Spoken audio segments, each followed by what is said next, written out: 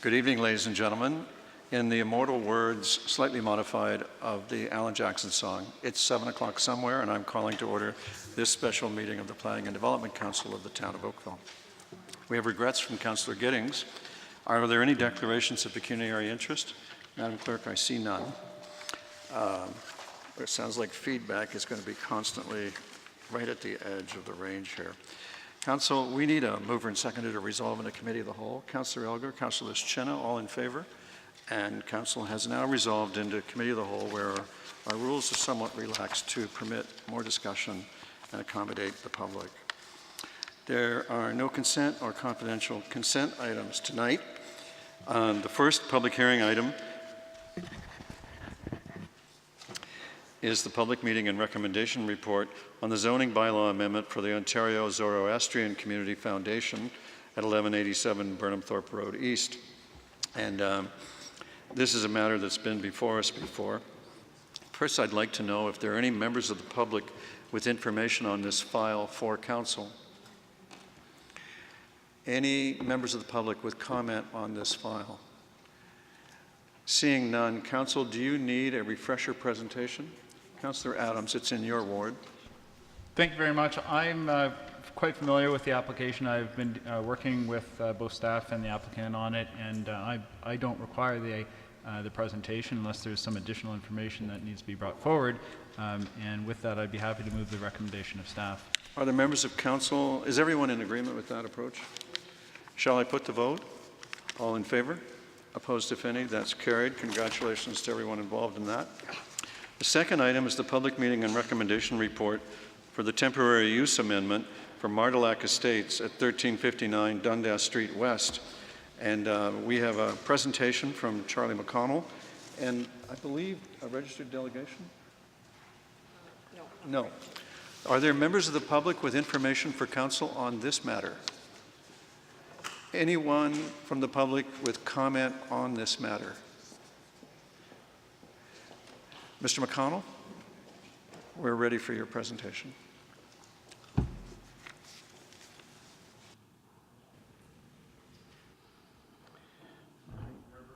Yes, sir. Unless somebody needs the presentation, I don't need the presentation, and neither does my counterpart, Councillor Longo. This isn't a matter that's familiar to council. Is any member of council wishing to have a refresher presentation? Mr. McConnell, this is your night. Councillor Elgar, does that mean you're about to move something? I'd be pleased to move this. Thank you. Discussion? Shall I call the vote? All those in favor? Opposed, if any? None, and that is carried as well. Congratulations to everyone on that matter. We now have a discussion item, item number 3, which is the recommendation report and zoning bylaw amendment for 103 Dundas Corporation. And for this one, I'm certain we have a delegation, and I believe that it would be useful to have a presentation from our planner, our senior planner, Robert Thun. Mr. Thun, we're all ears with the proviso that this is really for the benefit of the public. Council is very familiar with the file. Okay, thank you, Your Worship. If I can just get this cursor to start working. There we go.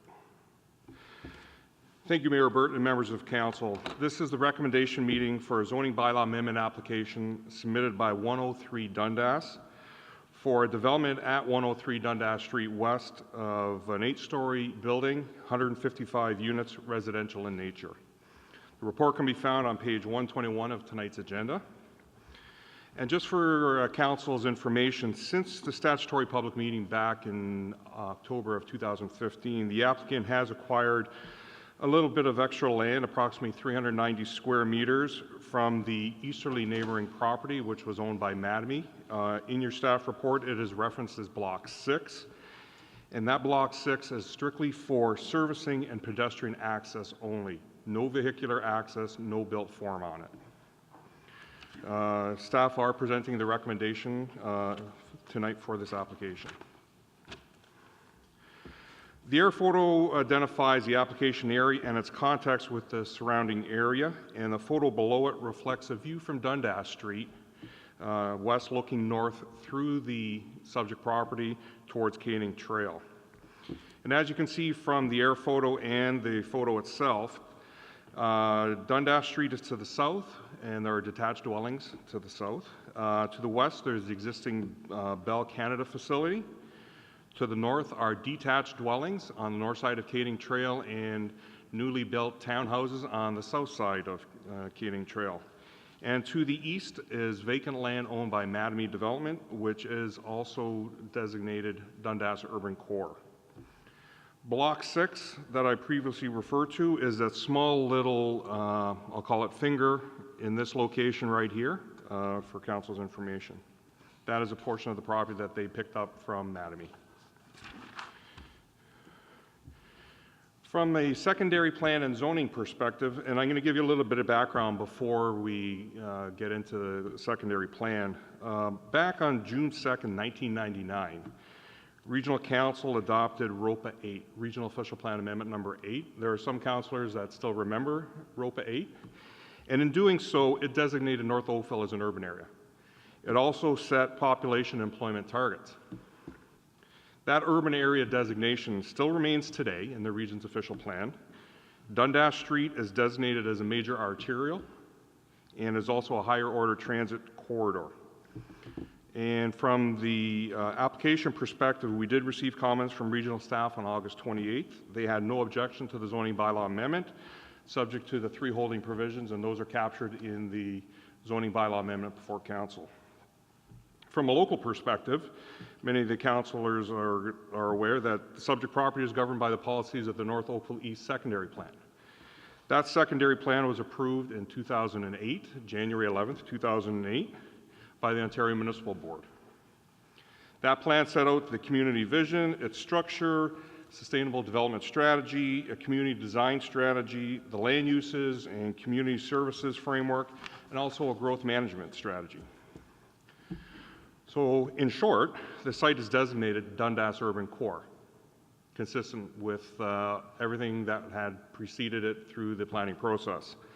Specifically, section 7652 outlines the permitted uses, and it does include medium and high density residential. In addition, section 7653 does stipulate that the maximum height for Dundas Urban Core development is 8 stories. The site is zoned existing development, and DUC, which is Dundas Urban Core Special Provision number 2, that latter special provision related to the lands they picked up from Mattamy. Specifically, the development concept. Prior to that, the statutory public meeting was held on October 7th, 2015, as I had mentioned. Since that time, the concept has evolved to what is before council tonight, which reflects an 8-story residential building containing 155 units. So the T-shaped building in gray right here is 8 stories and 155 units. 190 surface and below-grade tent parking spaces are accommodated, and 34 visitors' parking spaces are accommodated on the site. And that parking reflects the maximum permitted number of parking spaces as per the North Oakville zoning bylaw. So they've maxed out on their parking. Vehicular access will be from Dundas Street West via a shared driveway in the bottom left-hand or right-hand corner here.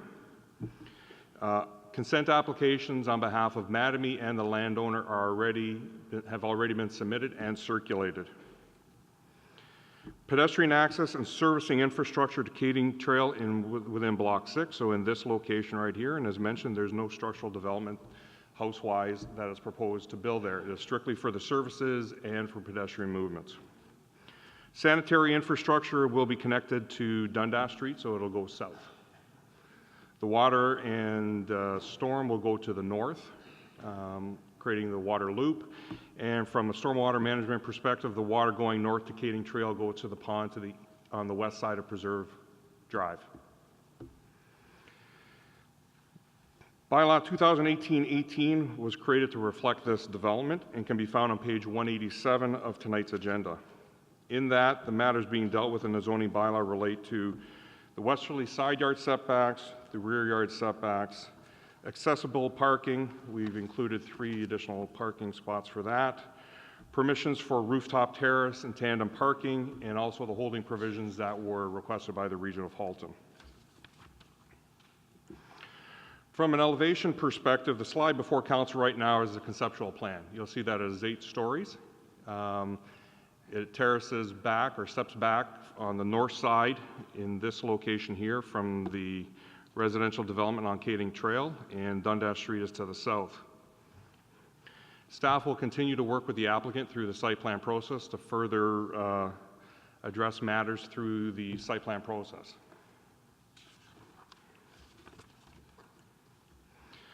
Matters that have been addressed in the report, both comments, verbal and written, from the public were received through the process in the last 3 years.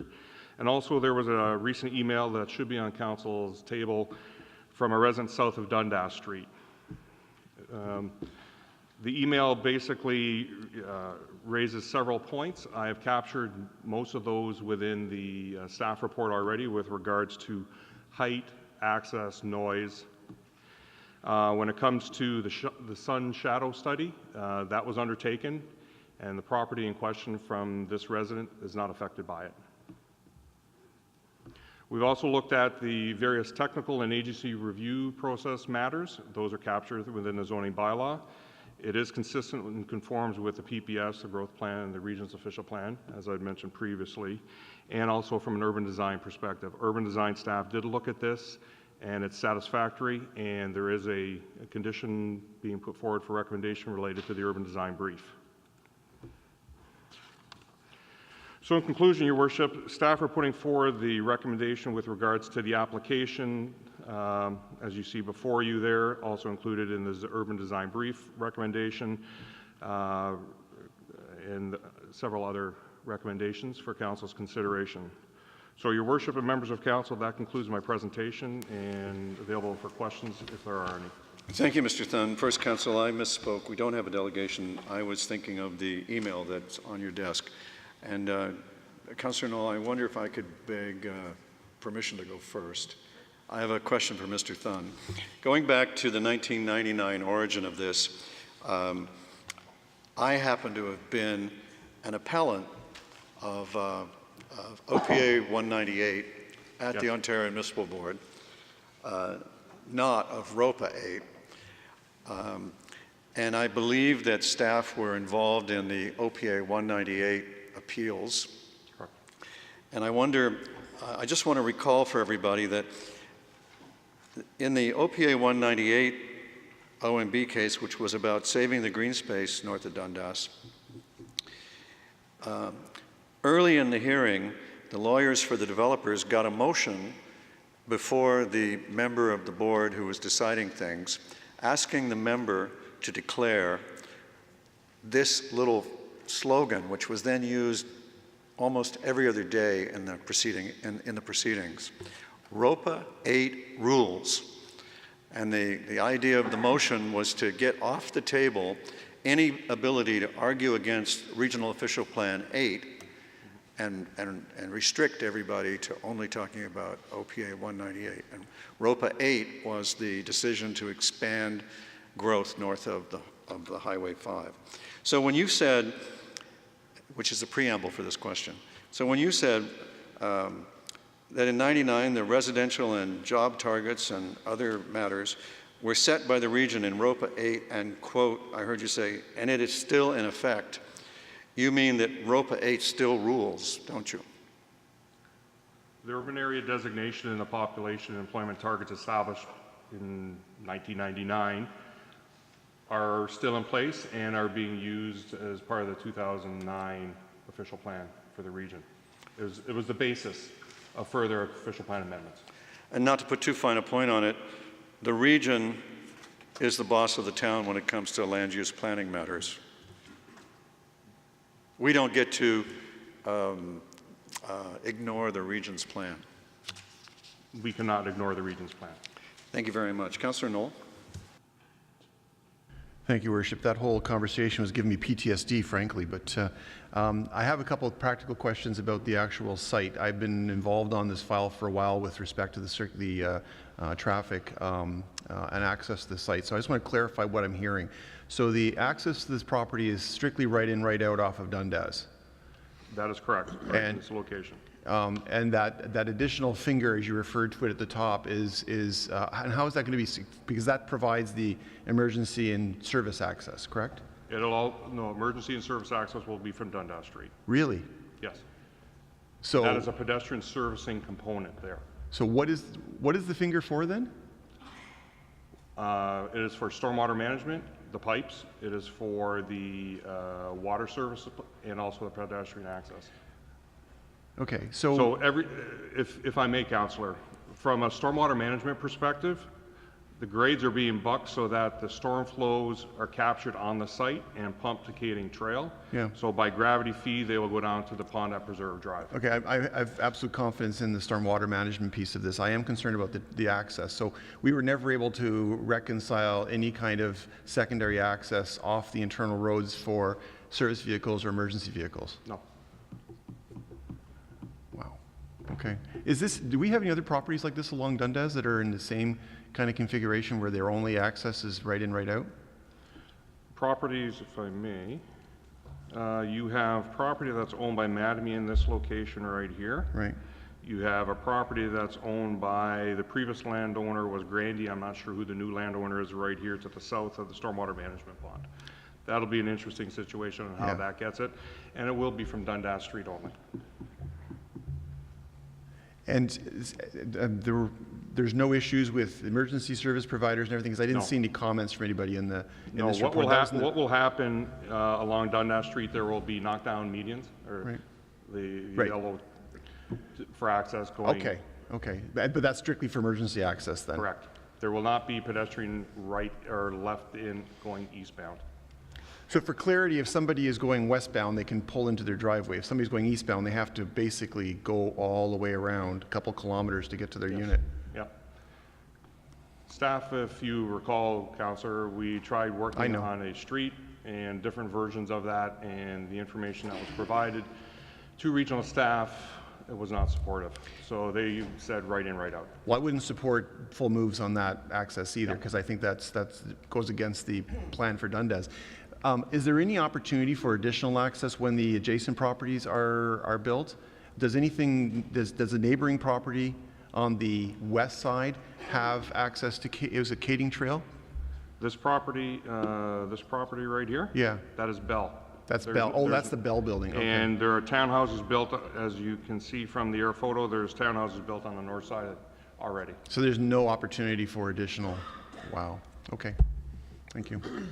Oh, one more thing, just for absolute clarity, because I know we have the email, and one of the concerns the resident had, and we had this down the street when we were approving the other high-density building. So just for clarity, the 8 stories is as of right, based on the negotiated settlement of the North Oakville secondary plan. 8 stories is as per the North Oakville East secondary plan. Right, so that's really not in question tonight whatsoever. correct. And does the same go for the density on the site? The density is as of right?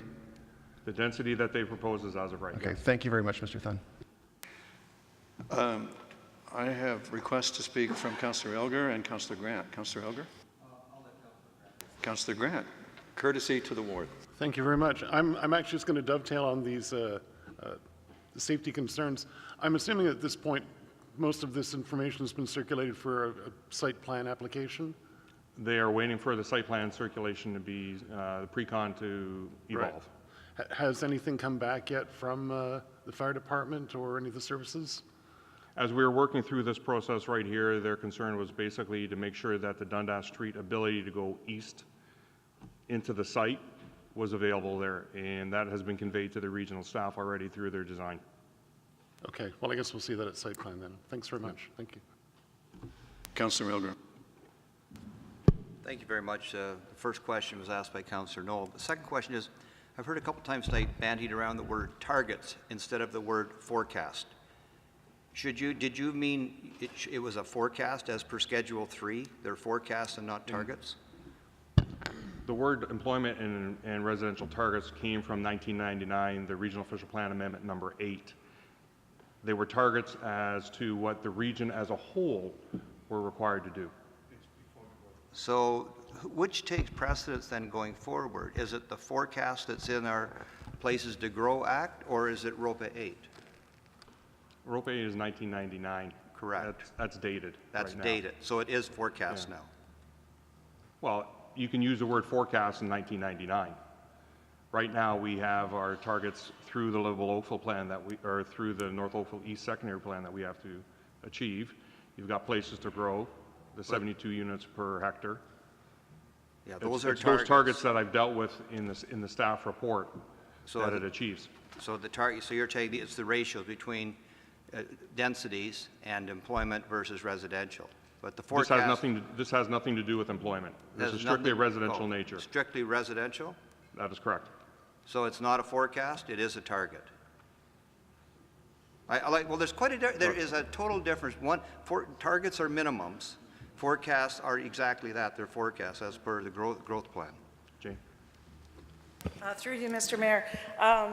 The language has changed. In 1999, the region did refer to them as targets, but at this point in time, it's the growth plan language that we're using, and it considers future forecasts of population. So that is, in the current planning terms, the correct term that we would use would be forecasts. There are only targets relative to density for specific areas that is applicable in the growth plan and now in our plan. So it's just a change in language from 1999 to the current language is forecasts. I thank you very much for that. Thank you. Thank you, councillors. Any other questions? Is there a motion? Councillor Knoll is moving the staff recommendation. Shall I put the question? All in favor? Opposed, if any? And that's carried. That brings us to recommendation report number 4, the official plan amendment and zoning bylaw amendment for the Empress Capital Group, North Service Road West. And we have a presentation from Charlie McConnell. All right. And we have a registered delegation from Bruce Hall representing the proponent. And I will ask if there's any members of the public with information for council on this matter who would also like to provide comment. Anyone at all? Thank you. Mr. McConnell, we're all ears. All right, thank you, Mayor Burton and members of council. This presentation will provide an overview of the recommendation report, which can be found on page 145 of tonight's agenda. The subject lands are located on the south side of North Service Road West, west of Kerr Street QE off-ramp. The lands are triangular in shape with an area of approximately 0.68 hectares and are currently vacant. The applicant proposes a site-specific official plan amendment and zoning bylaw amendment to permit the development of a 7-story, 114-room hotel. The subject lands are designated and zoned core commercial by the Livable Oakville Plan and zoning bylaw number 2014-014. The core commercial designation and corresponding zone do not allow a hotel as a permitted use. The purpose of the official plan amendment, therefore, is to create a site-specific exception to allow a hotel as a permitted use on the subject lands. Similarly, the purpose of the zoning bylaw amendment is to create a site-specific provision to permit the proposed hotel as a use and to allow site-specific performance standards to implement the proposed site layout. The proposed hotel would contain, again, 114 hotel rooms, amenities for guests, including a lobby, fitness center, breakfast area, outdoor patio, indoor swimming pool, and meeting facilities. Vehicle access is provided through the proposed new right-in, right-out driveway along North Service Road West, and the majority of the 95 surface parking spaces are provided at the rear of the site. In addition, a secondary access has been proposed that would link the subject lands with the adjacent commercial development known as Doorbell Crossing. So these are just some elevation views of the proposed hotel. So a public information meeting was held on May 29th, 2018, and a statutory public meeting was held at the Planning and Development Council meeting of July 9th, 2018. No members of the public attended either of those meetings. Members of the Planning and Development Council approved a resolution that an analysis and response to the range of matters shown on this slide be included as part of the recommendation report. A detailed response has been included in the staff report beginning on page 18. Revised supporting information was submitted by the applicant on August 1st, 2018 and September 12th, 2018.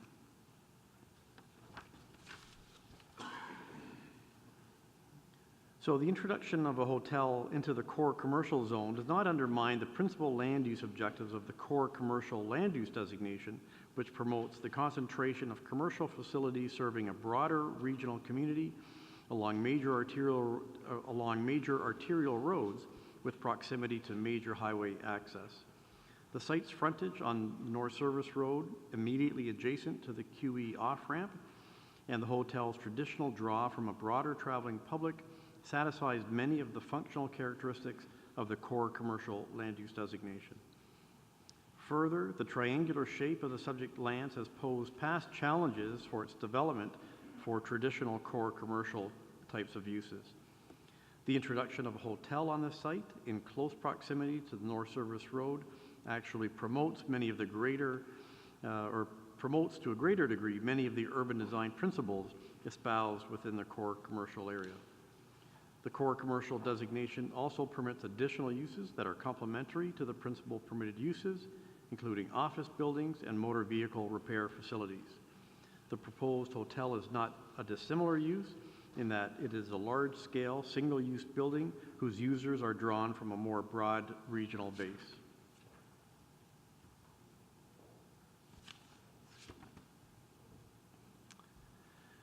The zoning bylaw amendment proposes a site-specific special provision to permit the development in terms of its use and to allow site-specific performance standards to implement the proposed site layout, including reduced required parking, minimum lot area, minimum landscape area, and to increase the maximum height of parapets.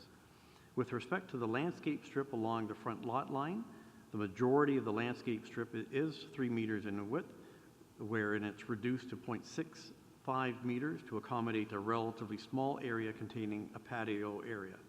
This reduction for the small portion of the overall frontage is considered acceptable. As part of the revised submission from the applicant, a parking study to substantiate the requested parking reduction was submitted and reviewed by staff.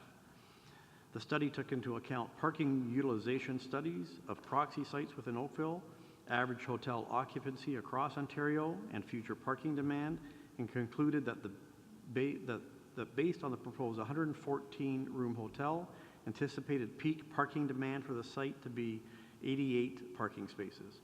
The town's engineering department is satisfied with the level of parking proposed for the site, given the size of the proposed hotel.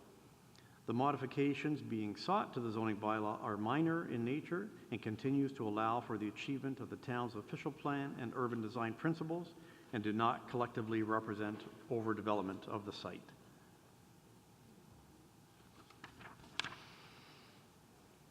From the perspective of urban design, the urban design brief requires further modification to address such matters as the method of enhancing the design elements of the corner of the property, the building facade, and the materials to enhance the site, as well as opportunities to enhance the canopy coverage. These issues can be dealt with through the requisite site plan approval process, which would include the need for an updated urban design brief submitted to be approved by planning staff. With respect to the protection of the QE off-ramp corridor, this falls under the jurisdiction of the Ministry of Transportation of Ontario, and they require a 14-meter swath adjacent to the existing QE off-ramp be protected from development to allow for future intersection upgrades along the off-ramp and North Service Road itself. This issue has been addressed through the existing setback requirements in the draft zoning bylaw, and a holding provision would be attached to the implementing zoning bylaw to ensure that MTO approval is obtained prior to construction. With respect to the shared access, the applicant is actively pursuing the securement of a shared driveway with the adjacent landowner to the west, and similarly, a holding provision is to be attached to the implementing zoning bylaw to be lifted upon the successful securement of the shared access, or unless not deemed necessary by the town, for the functional design of the site. So in conclusion, The conclusion as illustrated on the slide, a full circulation and assessment of the application has been undertaken, and all the technical and financial matters have been addressed. The official plan amendment and zoning bylaw amendment does not conflict with provincial plans or the regional plan, and has regards of provincial interest and does represent good planning. The application is consistent with the town's approved urban structure and the principles and overall policy direction of the livable Oakville plan. As such, staff put forward the recommendation as shown for council's consideration. If you have any questions, I'd be pleased to answer them. Thank you very much, Mr. McConnell. Councillor Hutchins, I believe, has a question for you. Yes, thank you very much. I'm just a little confused. This hotel has 114 rooms, but only 95 surface parking areas. That's correct. They're trying to connect up with the parking lot next door so they can then use those as well? Not from a shared parking spot perspective, no. So they did undertake a parking justification study that substantiated that number of parking spaces would be adequate to accommodate a hotel providing 114 rooms. They looked at additional sites throughout Oakville and beyond, looked at the peak demand capacity for hotels of a similar size and stature, and felt the number of parking spaces being proposed is adequate for its size. So we feel that it's sufficient to have only 95? That's correct, through you, your worship. That parking study has been reviewed and vetted by our engineering department, and they're satisfied with the technical findings of that study. Any other questions? We have a registered delegation council from the proponent. Mr. McConnell, for now, I'll just ask, it seems to me that 95 is 83% of 114, and I'm familiar with the hotel industry enough to know that 83% occupancy is considered pretty good. So I'm left to conclude that staff agree that the proponent is assuming that they'll never fill the hotel, and they'll always operate at 83% capacity. And so the question that begs is, why not build a 95-room hotel instead of a 114-room hotel, and just avoid the incongruity of asking for less parking than it seems blatantly obvious they need. Did you discuss this with the applicant? I think the best way to respond to that, your worship, is that based on, so staff evaluated the proposal as it came forward. They were seeking a reduction in the supply of parking on the site, and that was substantiated with the submission of the technical study. So based on engineering staff's review of that study, they felt that was an appropriate response. The number of parking spaces that was being provided based on the analysis of many hotel sites across Oakville and beyond, that would supply the appropriate number of parking spaces. So is it staff's view that it will never be full?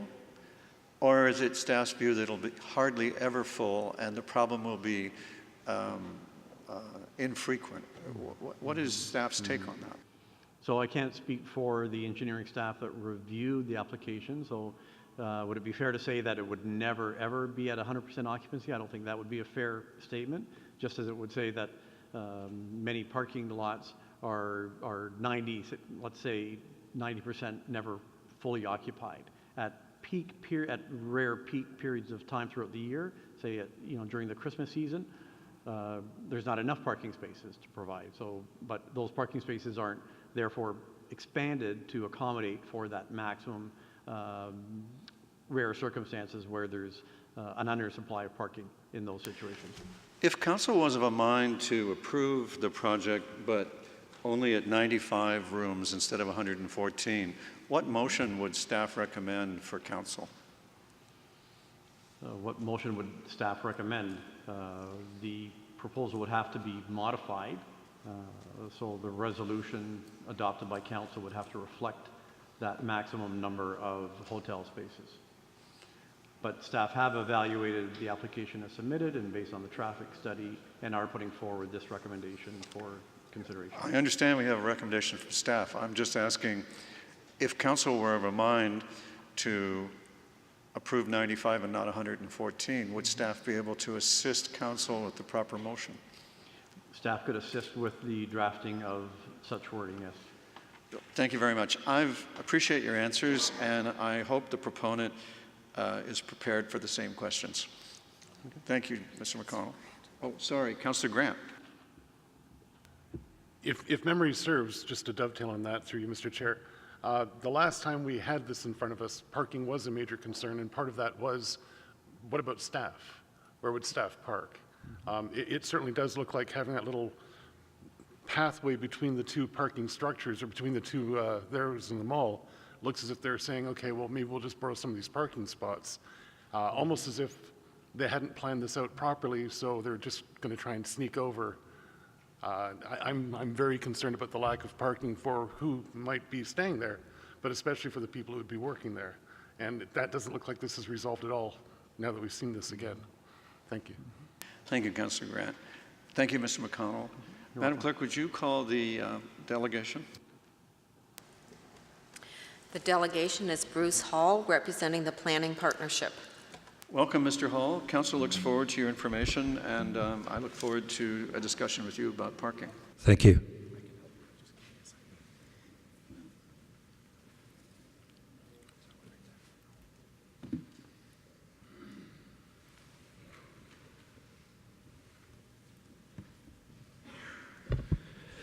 Thank you, Mr. Mayor and members of council. My name is Bruce Hall. I'm a partner with the Planning Partnership. Mr. Hall, I think I can help you with your comfort.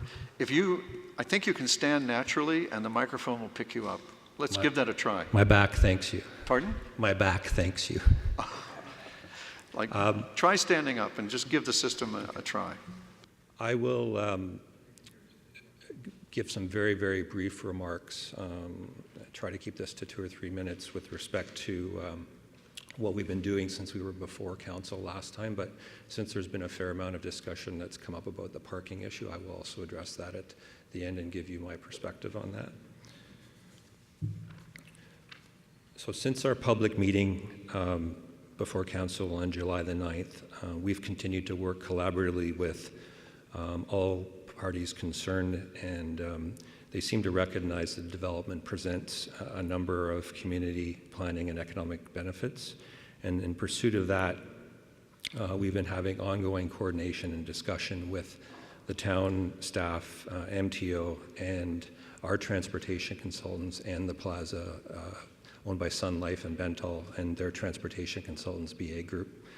And it has involved a fairly significant number of meetings and conversations and emails, and working in a very collaborative means to try and resolve these transportation issues that were identified, and specifically the access through the plaza, as well as satisfying MTO that what's being developed here will not prejudice the future operation of whatever solution is arrived at for the off-ramp. And we've largely come to an agreement with MTO. Their two concerns related to the site plan, and we've removed all issues, all amenities, all facilities from that 14-meter right-of-way, so that if that becomes somewhere that they want to have an expansion, a widening of the off-ramp in the future, then it's not going to preclude that. As well as after our meeting with them, we provided updated information, updated plans, and updated transportation impact study, and they are satisfied in that regard. Your planning staff has been very vigilant and diligent in challenging us to achieve a development which has a stronger building and urban design, enhancing the landscape and design, improving the site access arrangements, and maintaining a future off-ramp options for MTO. Obviously, the building design itself, as Mr. McConnell indicated, is going to be subject to further refinements through site plan control.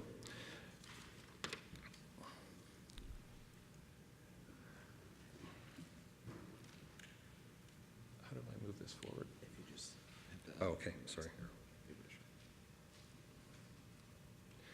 So in terms of the context, when you see this view, it really begins to make sense in terms of completing this picture. And there's a number of planning benefits which we've outlined previously, and I'll just briefly reiterate again. I mean, this is a last vacant parcel in this important commercial area, and this hotel will fill a gap in that urban fabric and contribute to a greater mix of uses within that quadrant.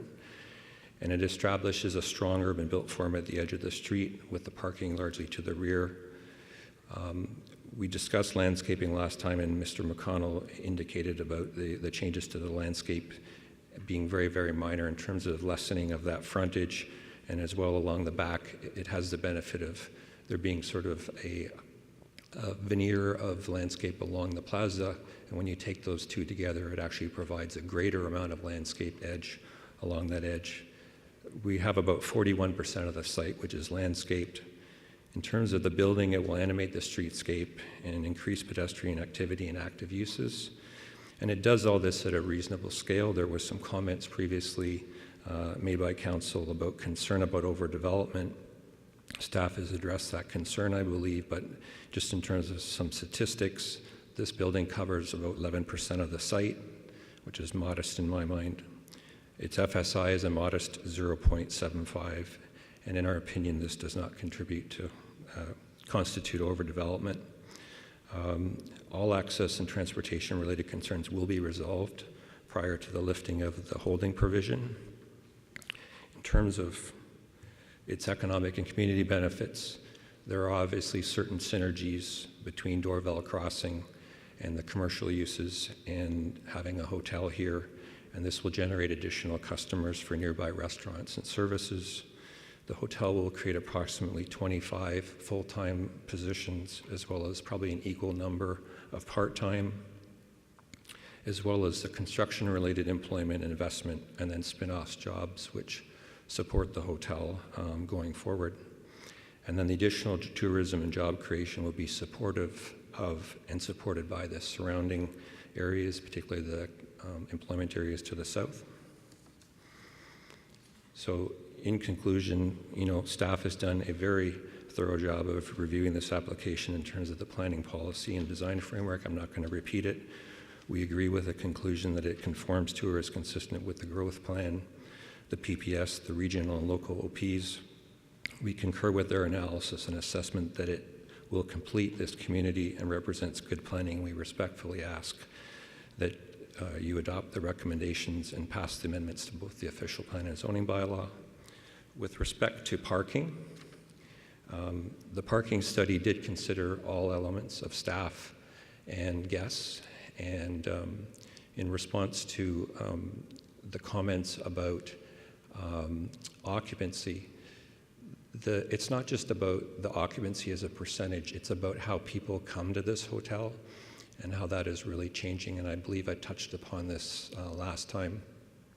Not everybody comes to the hotel in their own car. There's groups of people conducting business within the community that come together, that travel together. There's people that will stay at the hotel. The business that they're visiting will come and pick them up.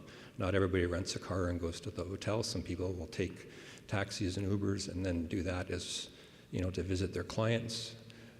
On the weekend, there's tournaments that come, and, several people will travel together in a van with a bunch of kids and go play hockey and soccer and baseball. So it's not as if every room we're seeing in hotels, and this is done on the basis of the examination of the proxy sites, we're not seeing a one-to-one ratio of guests to rooms in every instance. And as well, there's the option for staff in certain circumstances that will travel to site from the surrounding community by transit, by drop-offs. So you're not going to see that same level of utilization necessarily from a staff perspective. So again, we have to rely on our transportation consultants, but there are a number of other factors to consider. Thank you very much. Thank you very much for the information. Councillor, are there questions? Councillor O'Meara. Thank you, Your Worship. Thank you very much for the presentation. I just have a question about the amenities. On page 148, you've stated there'll be amenities for guests, including a lobby, fitness center, breakfast area, patio, indoor pool, meeting facilities, etc. Will there be some sort of a lounge for guests in the main lobby area? Through you, Mr. Mayor, what we're seeing in a lot of these hotels these days is there's spaces that sort of serve double duty. You know, you come in, there's a lounge, and then it sort of converts over in the morning to the breakfast area. So you're seeing these sort of, I'll call them great rooms or great halls that serve many different functions. So you'll see that, but it'll be a multi-purpose area. So my question is, will there be an area, though, for guests of the hotel at any point in the evening to go and have a beverage or have something to eat in a public area in the hotel that is not their rooms? No, the only meal service is intended to be breakfast, and that's the level of service that you're seeing with these types of hotels these days. Dinners, drinks are usually done off-site, and that's we view the amenity, the benefit of being close to a commercial node, and they can go over, they can frequent those that are available to them, and it will serve both interests well. Okay, then meals aside, there will be no area for patrons to go and have a beverage in the lobby then? That's not the plan at this point in time. So if it did become the plan at a point in time, would you restrict that area solely to guests of the hotel and not allow the public to go in? I'm not sure how that would be restricted, but really what it would be subject to, if it was outside the hotel, then the town would have to look at applying a different parking standard, because it's a different use that's not ancillary to the hotel itself when it starts to become something that accommodates off-site business. I appreciate that. I think that's my point, that I'm trying to just see what sort of amenities you're going to be offering and whether there's going to be other people who beyond your control might come, but I thank you for the clarification on that. Thank you. Thank you, Councillor O'Meara. Councillor Elgar. Thanks very much for coming and talking to us tonight. I think you were here last time and I raised the question about parking. And you got 114 rooms, you got 25 full-time staff, you got a number of part-time staff, and also you're going to have meeting facilities. And you don't think that you'll have problems with parking at this location at all? I have to rely upon our transportation consultants to provide us with that sort of analysis, and they've been given every bit of information. They've looked at other sites that have a very similar makeup, and I have to rely upon their professional expertise as well as the fact that staff has been through it and they're satisfied as well. We've got another location in the ward, and it's at the Waterford Seniors Residence, and the parking there is an absolute disaster. Yet it met all of the parking requirements at the time, and everybody's parking on the street, and they have to go out within every 3 hours to move their car a foot so the chalk isn't at the bottom. It's a disaster. And I really feel it would be good to cut down the number of rooms so that actually you can make it fit, and that's why we have bylaws. And we say how many you should have. I think it was 134 parking spaces you should have, and you're cutting it by 29% down to a total of 95, correct? Like that's not a minor deviation. That's a 29% deviation from what we say you should have for this location. What do you say to that? Again, I have to rely upon our consultant who has provided a professional opinion. I'm a land use planner, and I have to rely upon someone who's obviously studied it and looked at similar instances, and they can't just out of thin air say that it's going to work. Do you think they should study it a little bit more? I believe they've studied it. I mean, everybody's satisfied with what they've presented. They've done 3 different evaluations of different hotels and done it at different times and come up with these numbers. And do we know the hotels they used as they were within the parking component of the traffic study. Sorry, I didn't hear. Sorry, they were indicated. The proxy sites were indicated within the parking component of the TIS. I can't tell you what they are off the top of my head, but But there's specific hotels they would have used to show that not very few people drive cars, I guess, like 30% of the people arrive by foot or something? they were specific hotels located in, I believe, Oakville and Mississauga, located along the QEW, which would be a similar context. Okay, yeah, it'd be good to have that. I appreciate that. Thank you. Okay. All right, Councillor Knoll. I don't recall if it was you that I asked this question of last time or not, but I specifically asked the question when this came to us during the public hearing phase about meeting spaces, and I was told there are no rentable meeting spaces in the building, yet in the staff report it references meeting facilities. Are those rentable meeting facilities where you would be potentially holding large-scale meetings versus are they internal meeting facilities? I'm confused now because I'd be very concerned if you're actually utilizing those facilities and renting them as function space. I do recall the question, and our architect was here last time and gave me some advice, so if it's okay with the chair, I can just consult with our architect and get back to you on that.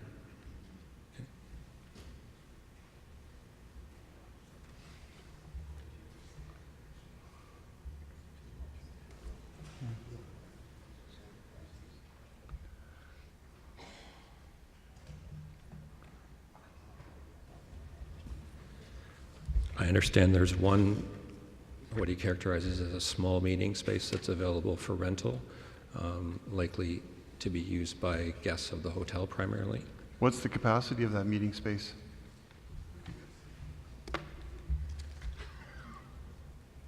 About 20 people. Okay, thank you. Thank you very much. Just to add further, I mean, I think those are the types of facilities, if they happen during the day, then depending on who the user is, there may be some sort of synergies with the hotel not being at full capacity if there are people that are coming off site to use them. Well, I've been to meetings at hotels before, and often cases the guest at the hotel convenes the meeting and invites a number of people locally, and we all bring cars. So I'm concerned, you say if this capacity is 20, you know, the one guest or two guests, and then 18 potentially people coming in their own cars, is going to exacerbate the situation. Mr. Hall, thank you very much for being so generous with your information. Thank you. Are there other members of the public with information for council on this file? Madam Clerk, I see none. Council, as you can tell, I'm troubled by, I was at the last meeting and I remain troubled by parking, access, and landscaping. And the acting mayor is Councillor Ralph Robinson. And I would like to pass the chair to the acting mayor so that I might bring a motion on this matter. Your Worship, thank you. You have the floor. Thank you very much, Mr. Chair. First, on parking, I'm concerned that we haven't had the actual parking study to examine, and I would like to take the time to consider that more carefully.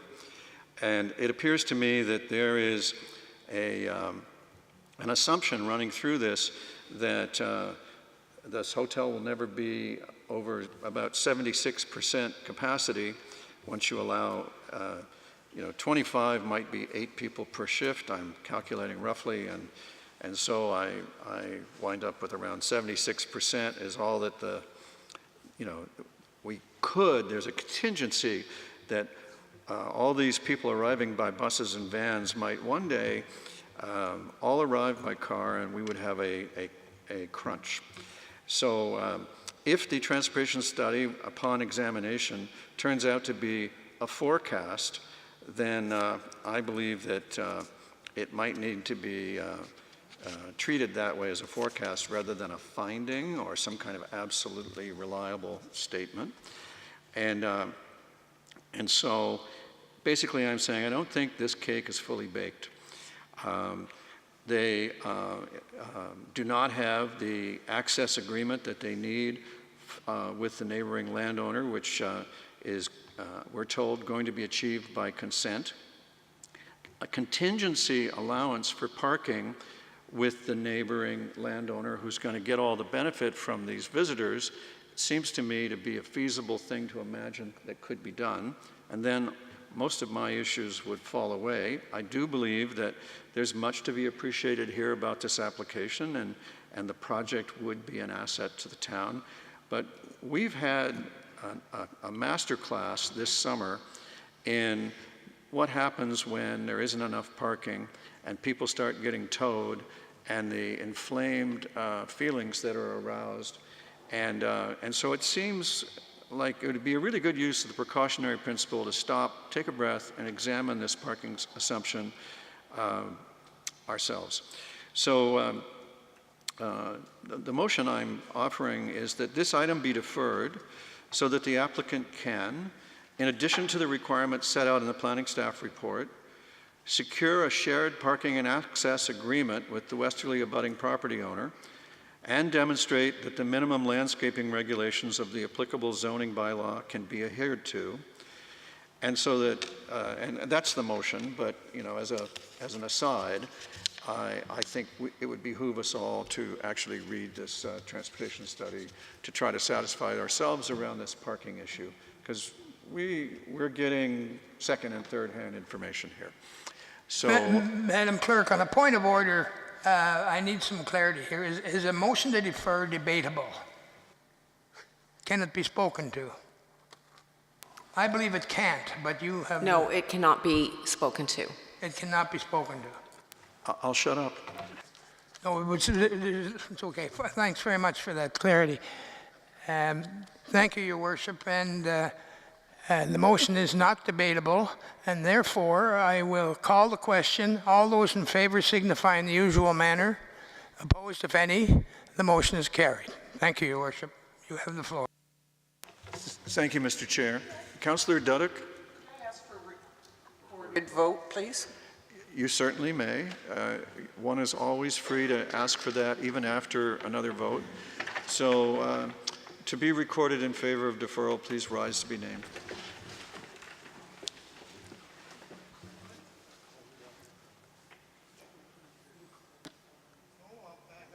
Back in the chair. Won't let you have it back. All those in favor of the motion to defer signify by standing up. That's absolutely everybody. Is that sufficient explanation, Your Worship? Name.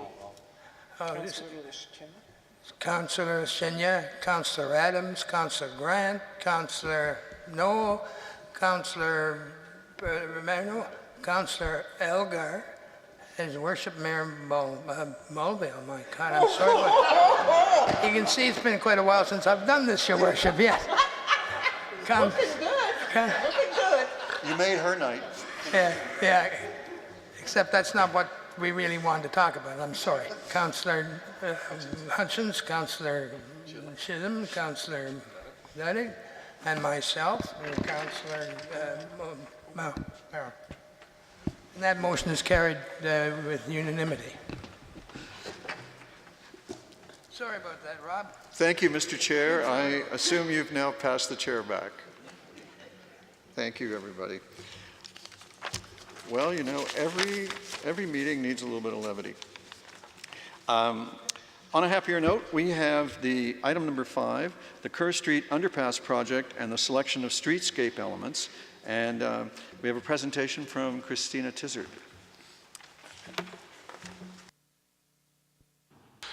Your Worship.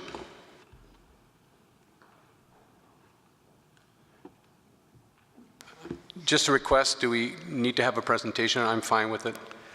I think the public would like to see what has been chosen, and it'd be, I think it's a good news story, and I'd be happy to have it if And I'd be happy to speak to it after the presentation. Thank you. Thank you. So bringing forward, so it's item number 5, and it's found in pages 173 to 186 in tonight's agenda. It's a joint report coming forward from Planning and Engineering and Construction. And so while the broader project is the Kerr Street Underpass project, this evening I'm really going to focus on the selection of the streetscape elements for this joint capital project. So just to provide a bit of a brief background, the project area extends along Kerr Street from Wycroft Road at the north, south to Spears Road. And again, the focus in this project is creating a grade separation, and it's based on an environmental assessment that was completed in 2009. So if we fast forward to 2017, there was a partnership struck between Metrolinx and the town of Oakville, a joint undertaking. It's also a cost-sharing venture to build the underpass along with the necessary infrastructure, new infrastructure as well as infrastructure improvements. And really the goal here is to improve traffic flow, and traffic is everything from vehicles, cyclists, pedestrians, as well as to assist in the expansion of the GO service on the Lakeshore West line. So in terms of the reconstruction, it will entail a new roadway that will align or realign Kerr Street. It will shift a little westerly from its current location. It will also entail retaining walls, and the roadway will go under a railway bridge, a new bridge that's being constructed. The works are intended to start in 2019, and those are just some advanced works related to utilities. And the roadway and bridge works will commence in 2020, and it's anticipated it will be a 3-year project, finalizing in 2023. So while this is predominantly an engineering project, there certainly was an opportunity for planning and urban design to get involved. We have a streetscape strategy that was adopted by council back in 2014 for such projects. It's an opportunity for us to enhance, whether it's the appearance and character or the functionality of the project area. But we've also designated 3 areas in close proximity to the project area as gateway locations. And those were designated or identified through our official plan review. Our new official plan back in 2009, it was reconfirmed as we went through the official plan review for the district over the last 2 years. And it also will implement the direction from the design documents, the design guidelines coming forward. So it's really that opportunity for us to start implementing the official plan, specific to the gateways. Let's see here.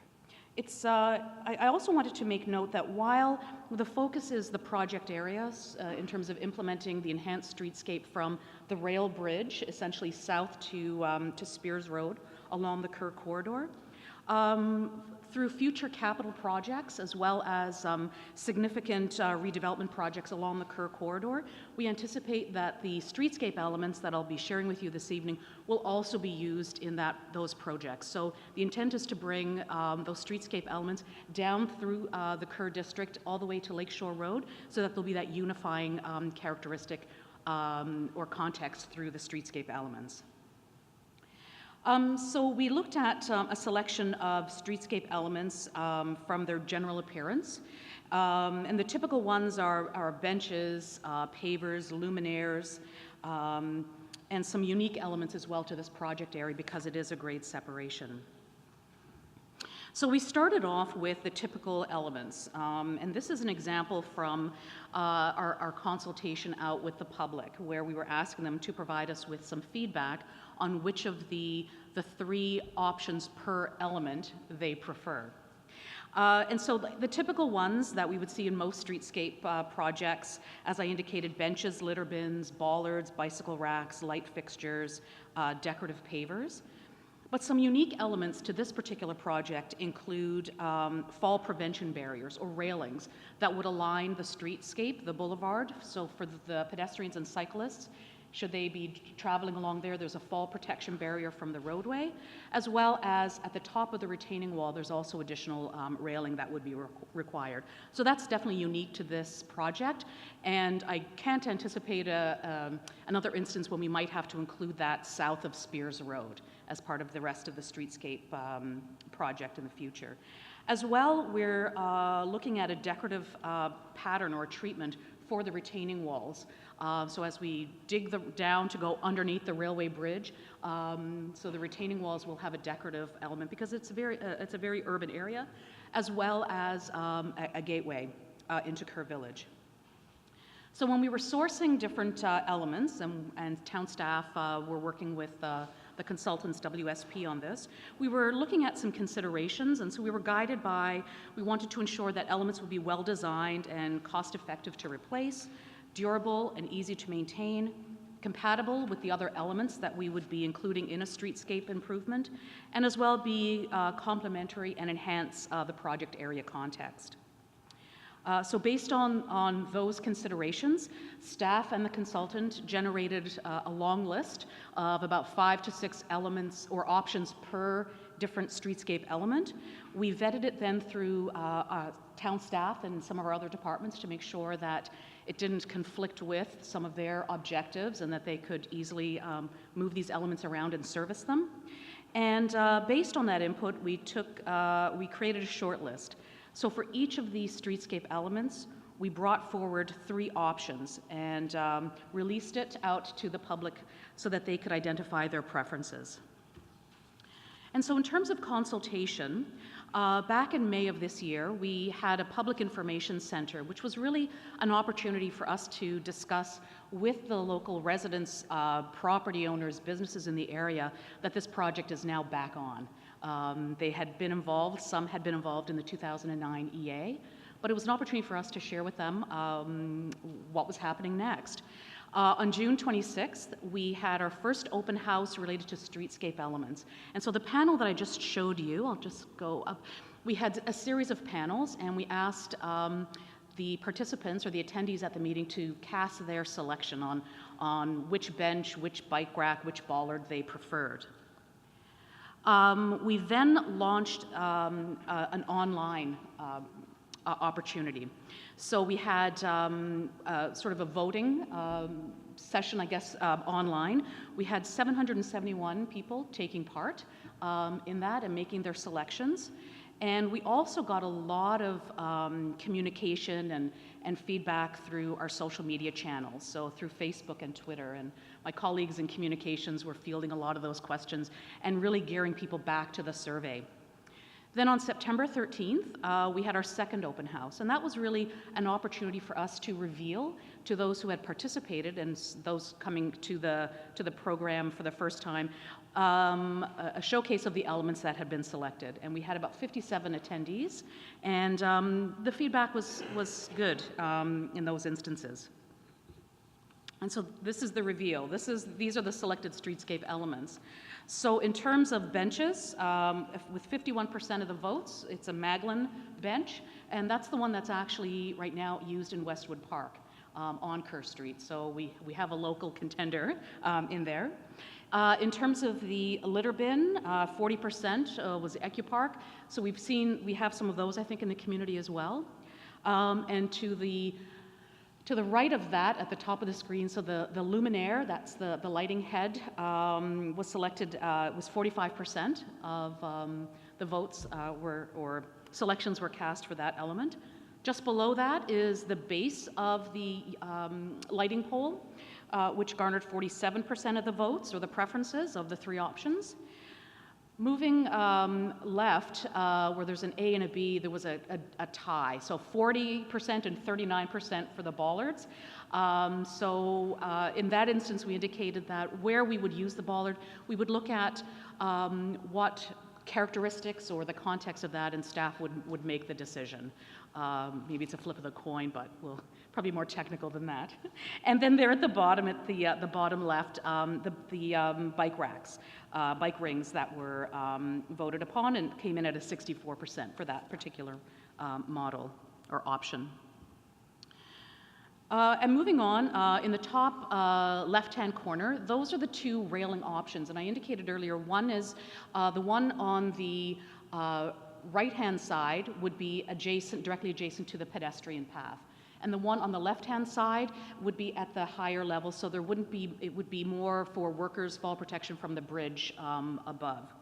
And so that railing came in at 59% of the votes.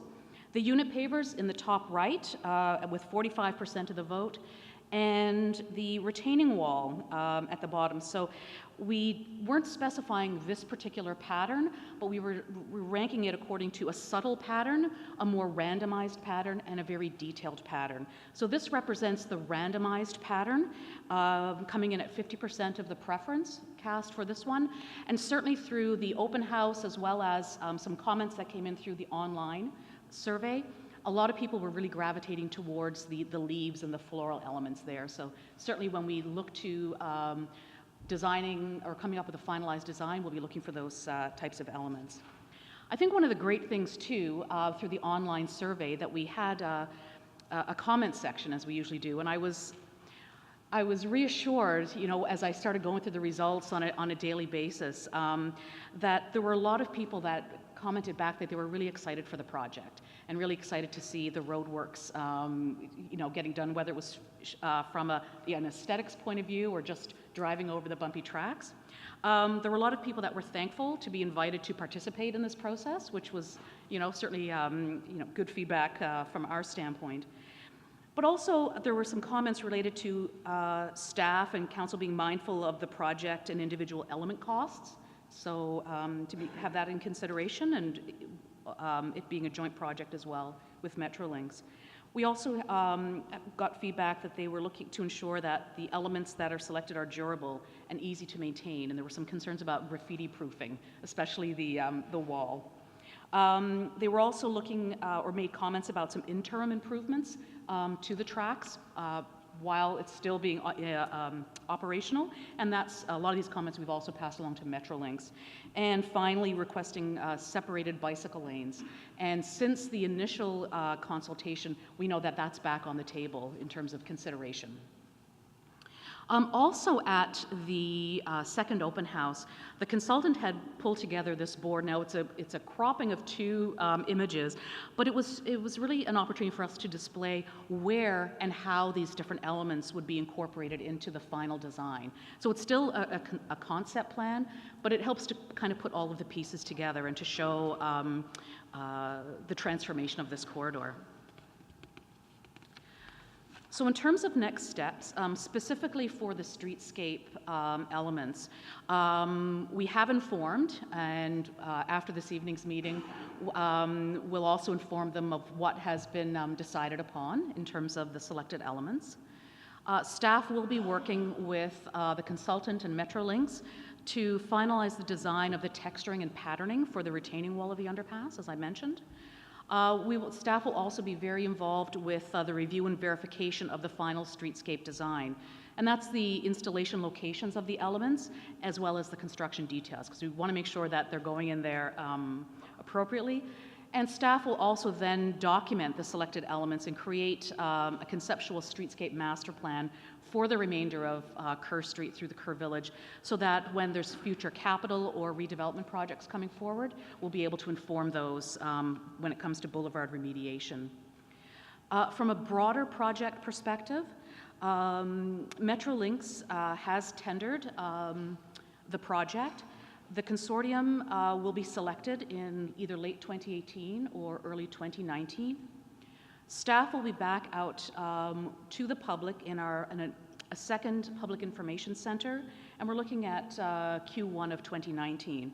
And that's an opportunity for Metrolinx and staff to share with them some more detail of the design, some of the construction logistics. We've had a lot of questions about that, as well as the time frames. And I can share with you that in 2019, the advanced utility works will be undertaken, and construction will commence in 2020. And so my final slide represents the recommendation in the staff report coming forward this evening, that the report be received, that the preferred streetscape elements be endorsed by council for implementation within the project area, and that the preferred streetscape elements be considered for implementation in future projects. Thank you. Thank you very much for a delightful presentation. I just have a quick question. As a strong supporter of Oakville's business improvement associations, was the Kerr Street BIA not only consulted, but were they pleased with this? Yes, that is my understanding. We did meet with them, and actually, I see a nodding head from the leader, so I'll take that for a yes. Thank you. I have a number of indications of comments and questions, starting with Councillor Chisholm, then Councillor Duddock. Well, thank you, Your Worship. This is exciting news. I'm very pleased. I've been to both the open houses, and the reception has been very good. And my congratulations to the staff, Christina, you and your staff, and anybody involved in that did a wonderful job in the engagement. What I did like about it, and we've scaled it down so the older population understood what was going on, because there was some real complex designs, and they had some difficulty, and you did a great job in explaining that. So my congratulations on that one. The other one, I would like to acknowledge Doug Salmons from the BIA from Kerr Street. I know they've been integral part in helping with this too, and I know they're anxious to get ready, get going on this, and so are we. With this whole development, it's going to be a very complex construction, knowing the size and the magnitude, and also having Metrolinx come on side. I'm very proud that Metrolinx has come on side financially too, and that really helps out our process. If I'm not mistaken, you can correct me if I'm wrong on this, Your Worship, but this plan was supposed to be 2025, so it seems that we've knocked a couple of years off that. I know Kathy and I have worked very hard to move this forward because of all the traffic congestion restraints we have on Kerr Street, because now with the development of the GO station and Metrolinx, and I think Metrolinx is at a position too that they want to start moving too. So this is a great partnership and a relationship, and I hope that we continue on without any major barriers. Again, congratulations. Thank you, Councillor Chisholm. Councillor Duddick. Thank you, Your Worship, through you to staff. A streetscaping component, and I guess I refer to it as streetscaping, but it may be more of an engineering aspect with the actual bridge. When Councillor Chisholm and I were meeting with the previous director, Dan Cozy, he had mentioned to us that the bridge will actually incorporate signage as people enter in coming south down to Kerr, and I didn't see any renderings, so is that something in that next stage that you'll be coming forward with in terms of the actual treatment? I see it noted here with the design, but the lettering or whatever we do on the actual bridge itself, because again, I know the BIA was thrilled that we had a proper gateway coming into the area, which has been sadly lacking thus far. I can speak to that. So I can speak to that through Your Worship. We are intending to incorporate a welcome to Kerr Village. And if I can point your attention to this middle, I can't get the middle slide here. I don't know why that's spinning. Whoa. Okay, let me just try that again. Okay, you can probably see the last word, which says "esn't," but it's supposed to be Mount Pleasant. In the middle graphic at the top, I'm trying to, there we go. Yeah, I didn't need the spinning orange circle there. And so our intention is on the north face of the bridge, have welcome to Kerr Village. And we're limited with the span in terms of how many letters we can put in there and the font size, but we didn't put that out for the consultation piece because of the limitations. And so that's been discussed as well with the BIA. And if I can just jump back to the previous slide where we're talking about the different gateways. So, we have one here right at the intersection. This is the gateway that I was just speaking to, so it would be on the north face. And then we also have the existing bridge that comes over along that side. And so we have had some discussions where, and that bridge is our own bridge as opposed to a Metrolinx bridge. And so our goal is to have very similar signage on the eastern face of that. So when you're coming westbound into Kerr Village, that you'll see a very similar welcome sign. Yeah. Thank you, councillors. Thank you, Ms. Tizard. Are there other questions? Are there any delegations or people who'd like to share information on this file? I'll confine it to table and I'll look toward two. Councillor Chisholm? I'd like to move the report. Moved by, the staff recommendation is moved by Councillor Chisholm. May I put the vote? All in favor? Opposed, if any? Carries unanimously. Congratulations to everyone on a lovely success story. We now need to give our attention to Diane Childs on the notice of intention to designate 1042 6th line. Microphone. Item 6 on the agenda. Do we need a staff report on this? Okay. I'd be prepared to move it when the appropriate time comes. Shall I go? Okay, good evening. I'm here tonight to talk about item 6 on the behalf of Sue Shepard, who is on a very well-deserved vacation. With respect to the property known municipally as 1042 6th Line, we also have in attendance Chris Uchiyama from Luterno Heritage Consultants, who is on the consulting team to respond to any heritage questions that council may have at this time. So the property shown in red is currently listed as a property of potential heritage, cultural heritage value or interest on the Oakville Register. The property, along with several neighboring properties that have no identified potential cultural heritage value, are currently the subject of a development application with the boundary of the application shown in yellow. The property is currently listed as a property of potential cultural heritage value or interest, not designated, as I mentioned. And I also mentioned that the property is currently subject to a development application under the Planning Act. Council refused the applications for an official plan amendment and zoning bylaw amendment for the development of 81 townhouse units. The applicant have appealed the decision, and the matter is currently before the LPAT. As part of the development application, a heritage impact assessment was submitted.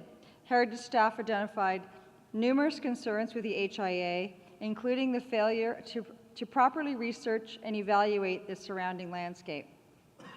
As a result, the town hired Luterno Heritage Consultants to complete a peer review of the heritage impact assessment and, if required, a further cultural heritage evaluation of the property. The Luterno report has identified a significant cultural heritage landscape on the property. So we're going to take some pictures. Looking at some photos, we have a picture of the formal entrance drive that have a number of mature spruce trees lining both sides of the driveway. These pictures actually were taken from the front of the house looking down to 6th Line. Here we have on the left a photo of the entrance circle in front of the house with mature trees, including quite a large beech tree. In the other photo, you can see stone gate posts and wall that are currently on the property. Been there a long time. The house itself is an arts and craft inspired residence.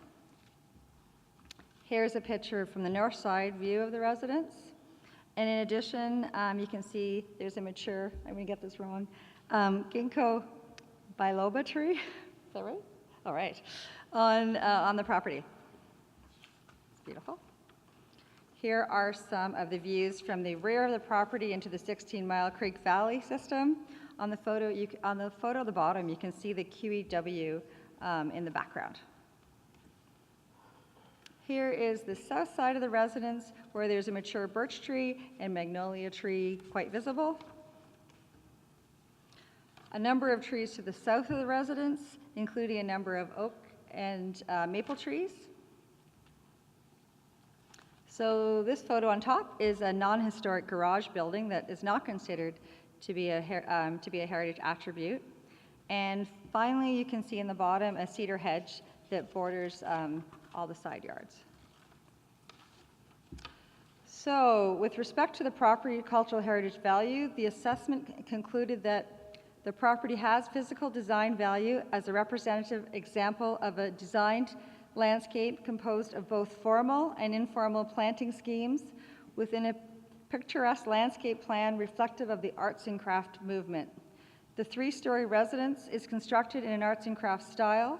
The location, orientation, and relationship of the residence with other key features of the landscape, including the long spruce line laneway, the 16 Mile Creek, mature specimen plantings, and stone gate posts and walls are characteristics of the movement, which embodied a respect for traditional building forms and design meant to be harmonious with the natural setting.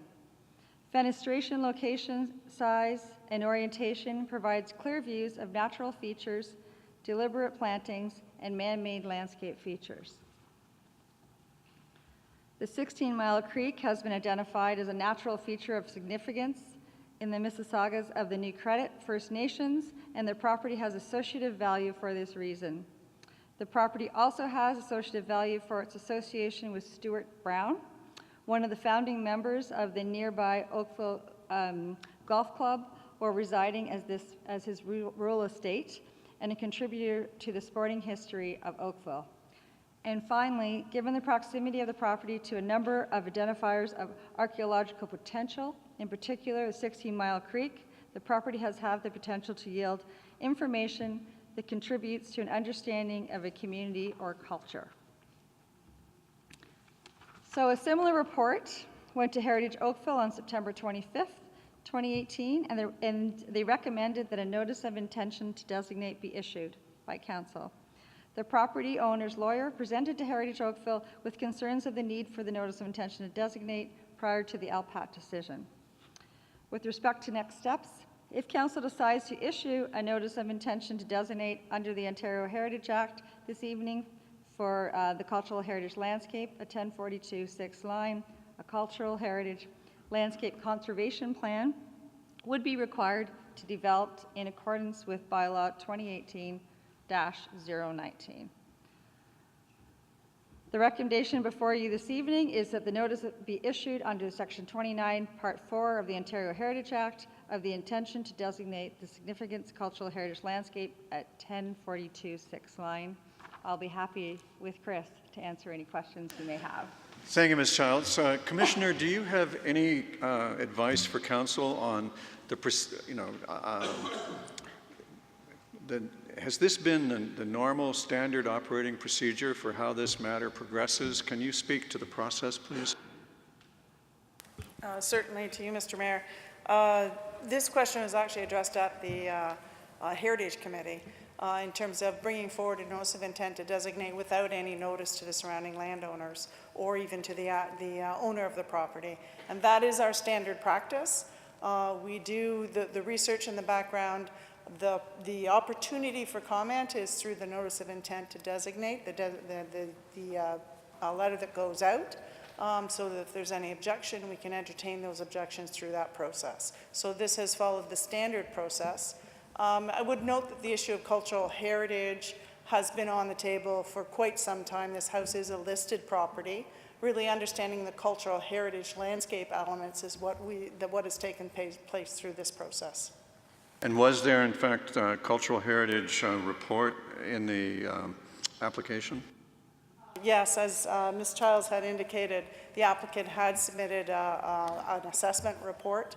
And it was the basis of that report, actually, that we had a peer review done in it from the Eternal, and then we carried on with an assessment in order to really understand the full magnitude of the property.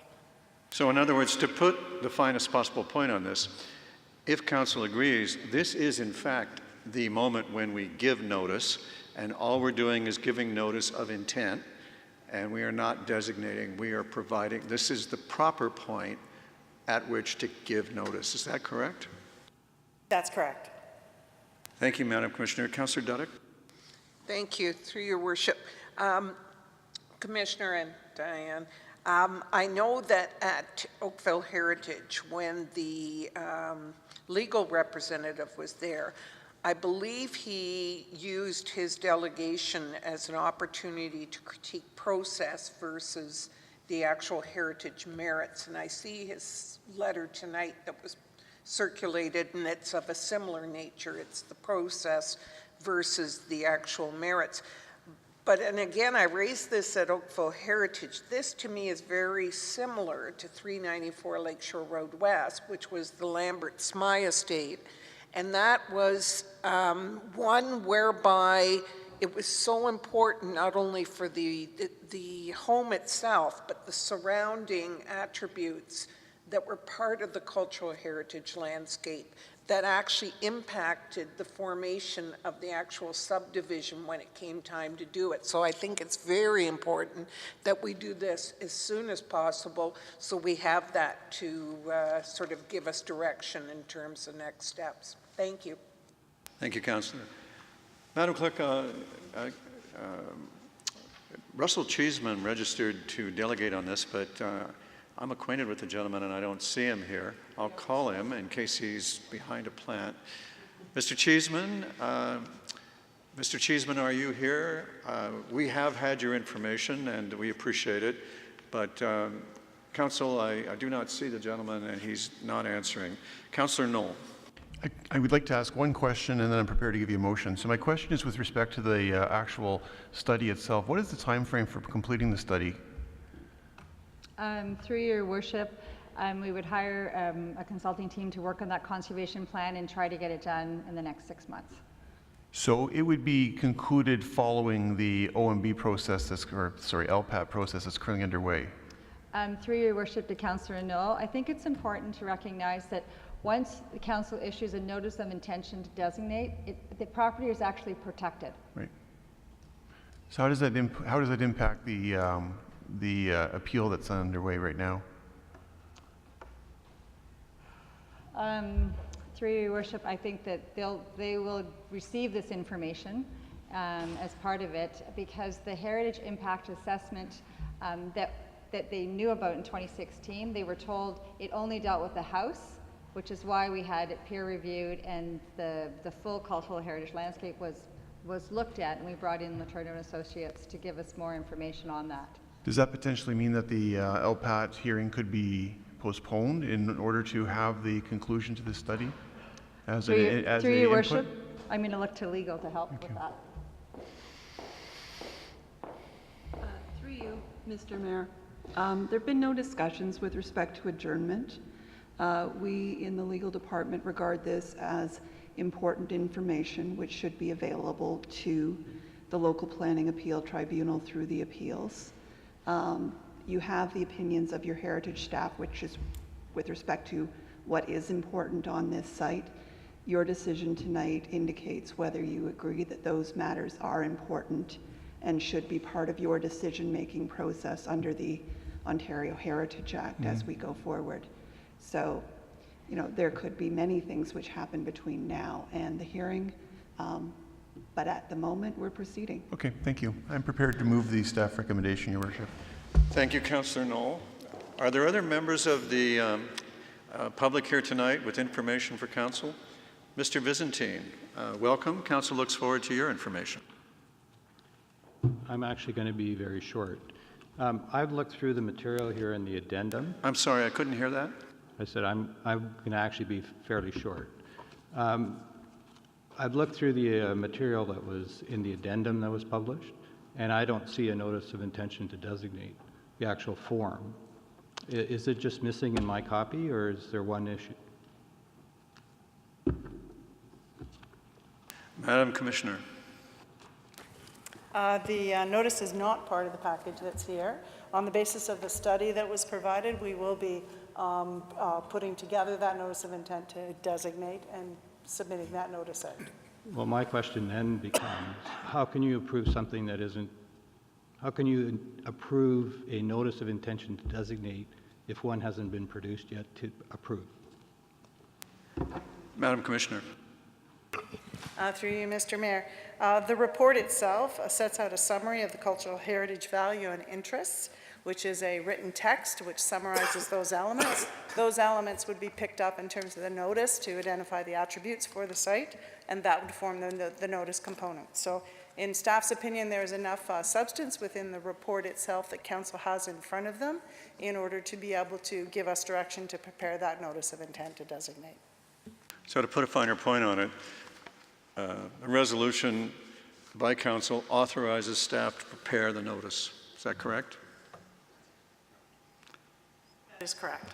Thank you. Councillor Knoll has moved the staff recommendation. Discussion? Councillor Elgar. I'd ask for a recorded vote, please. No problem. Councillor Knoll has moved the staff recommendation. To vote in favor of Councillor Knoll's motion, please rise to be named by the chair. Councillor Lischina, Councillor Adams, Councillor Grant, Councillor Knoll, Councillor Longo, Councillor Elgar, Councillor Hutchins, Councillor Chisholm, Councillor Duddock, Councillor Robinson, and Councillor O'Meara, and I, Mayor Burton, all vote in favor. The motion carries unanimously. Thank you, everybody. We now need to turn our attention to item number 7, the Cultural Heritage Landscape Strategy, Phase 2 for the Bronte Harbor and Bronte Bluffs. Again, Council, I believe this is an important matter to the public, and I think everyone would benefit from the summary presentation that is available from Ms. Childs. Hi again. Again, I'm here on behalf of Sue. And with respect to the Phase 2 assessment of Brownie Harbor and Brownie Bluffs as a cultural heritage landscape. Chris is still here. She also worked on this report from Letourneau Heritage Consultants to answer any heritage questions the council may have on the report. So here is the study area as identified with the red line. So a little bit of history that I know by now we're all aware of. The town adopted the Cultural Heritage Landscape Strategy in 2014, and Phase 1 of the strategy was completed in February 2016. Draft heritage assessment reports, we call them Phase 2s, were completed for 6 of the 8 high-priority properties in May 2017. Brownie Harbor and Brownie Bluffs are the last 2 high-priority properties that were identified in the strategy. Since May 2017, heritage staff have been working with the consultants to finalize the draft heritage assessment report for Brownie Harbors and Brownie Bluffs. We combined them. We have also sought and received input from the Mississaugas of the New Credit First Nations. In addition, staff have worked really closely with staff from Parks and Open Space. Staff brought forward the recommendation Phase 2 Cultural Heritage Evaluation Report that is before you tonight to Heritage Oakville on September 25th, at which time the committee endorsed the report.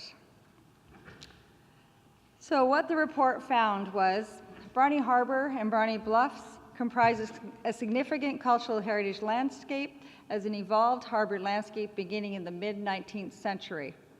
The Brownie Harbor and Bluffs has historical or associative value because of its direct associations with indigenous land use of the area.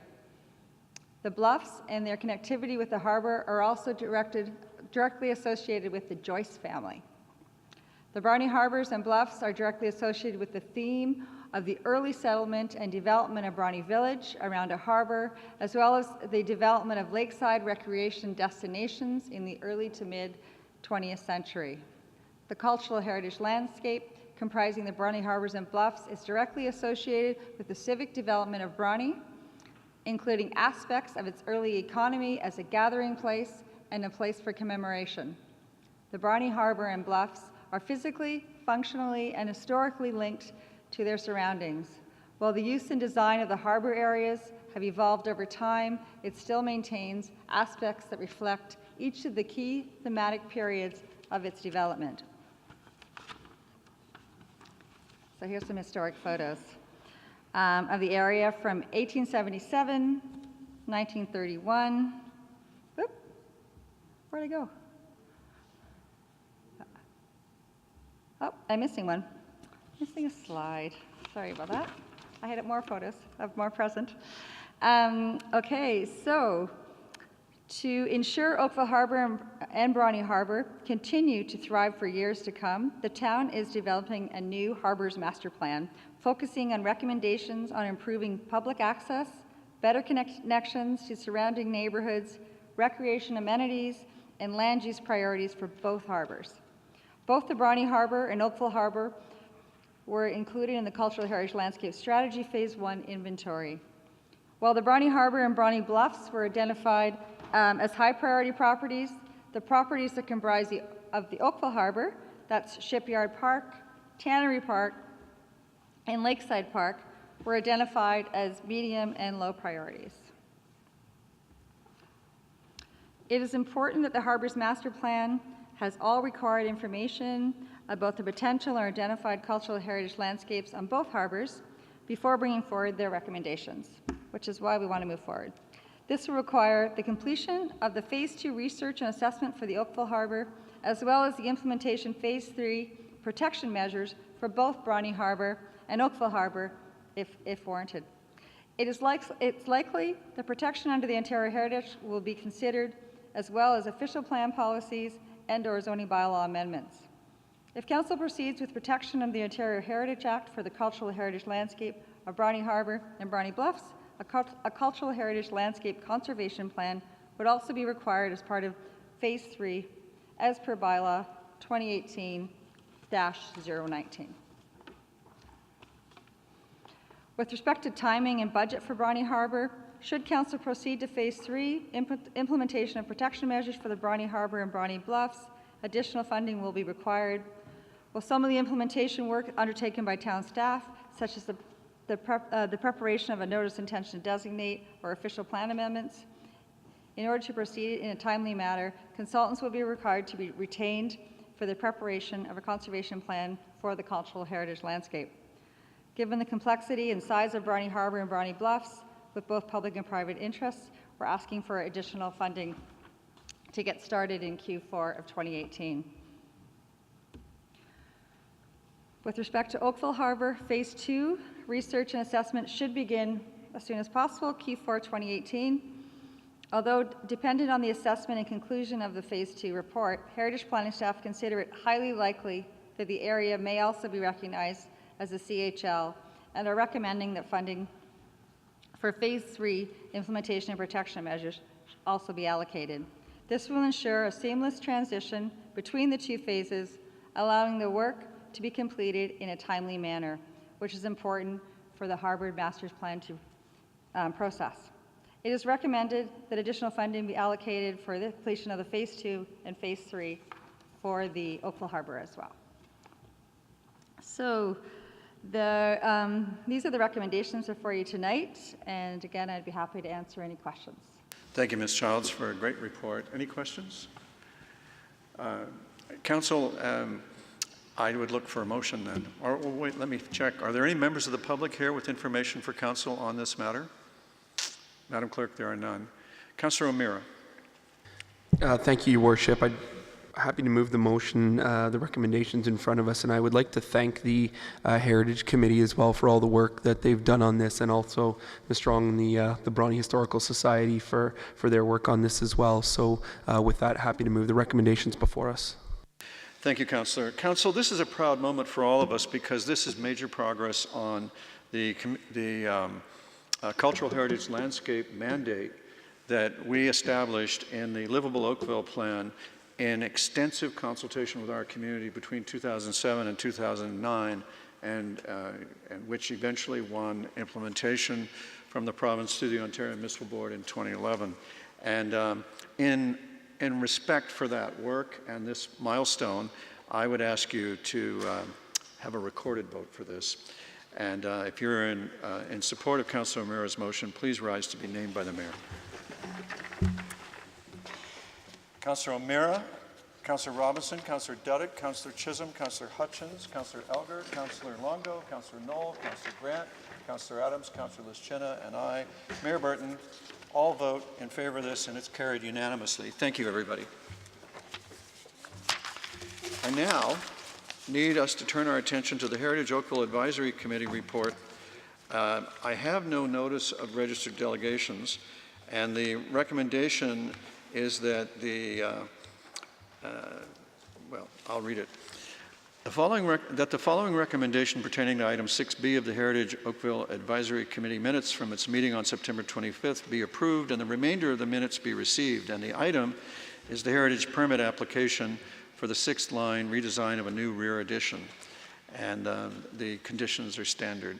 Is there a mover for this motion? Councillor Knoll. All in favor? Opposed, if any, and that too is carried unanimously. I wonder if I could get a motion to rise and report. Councillor Lischina, thank you. All in favor? That carries. I rise and report the Committee of the Whole has met and made recommendations on public hearing items 1 and 2, discussion items 3, 4, 5, 6, and 7, and advisory committee minutes, item 8, as noted by the clerk. May I have a mover and seconder for the report? Councillor Grant, Councillor Longo, all in favor? The report is adopted. Council, we now need a motion for the bylaws as listed in the agenda with the necessary change to reflect that we're not adopting 2018-133 and 2018-134 because they have been deferred. A mover and a seconder for the bylaws, Councillor Robinson and Councillor Chisholm. I'm just paying you back there, Ralph. All those in favor? Opposed, if any? Council, that completes our work as scheduled in our agenda. It's been terrific working with you. Thank you very much for your time and attention, and we are adjourned.